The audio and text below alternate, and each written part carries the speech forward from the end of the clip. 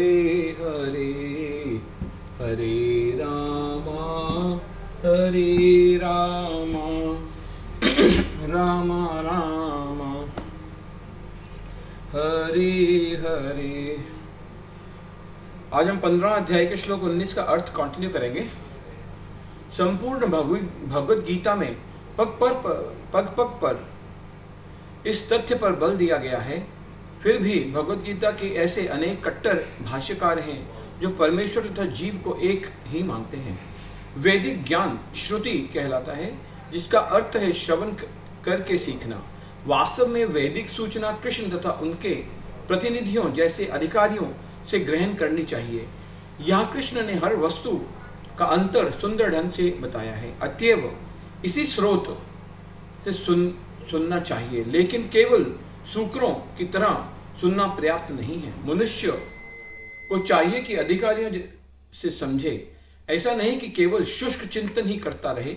मनुष्य को विनीत भाव से भगवद गीता से सुनना चाहिए कि सारे जीव सदैव भगवान के अधीन हैं।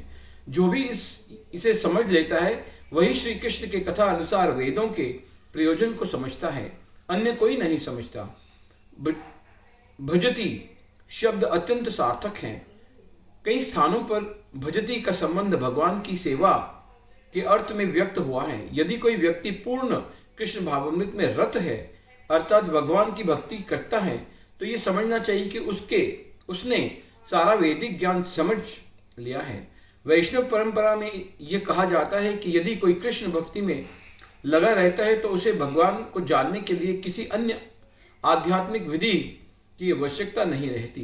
भगवान की भक्ति करने के कारण वह पहले ही लक्ष्य तक पहुंचा रहता है।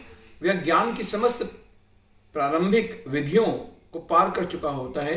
लेकिन यदि कोई लाखों जन्मों तक चिंतन करने पर भी इस लक्ष्य पर नहीं पहुंच पाता कि श्री कृष्ण ही भगवान हैं और उनकी ही शरण ग्रहण करनी चाहिए, तो उसका अनेक जन्मों का चिंतन व्यर्थ जाता है। इति गुह्यतमं शास्त्रम इदम उक्तम मया अनघ एतत् बदध्वा बुद्धिमान स्यात् कृतकृत्य च भारत। इति इस प्रकार गुह्य तमम सर्वाधिक गुप्त शास्त्र इदम यह उक्तम प्रकट किया गया मया मेरे द्वारा अनघ हे पाप रहित एतत् यह बदद्वा समझकर बुद्धिमान सयात हो जाता है, कृतकृत्य अपने प्रयत्नों में परम पूर्ण च तथा भारत हे भरतपुत्र।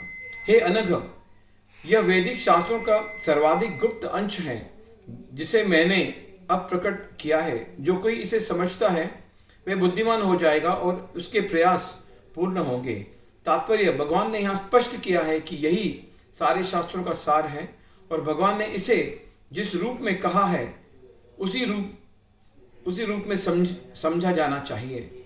इस तरह मनुष्य बुद्धिमान तथा दिव्य ज्ञान में पूर्ण हो जाएगा। हरे कृष्णा कृष्णा कृष्णा।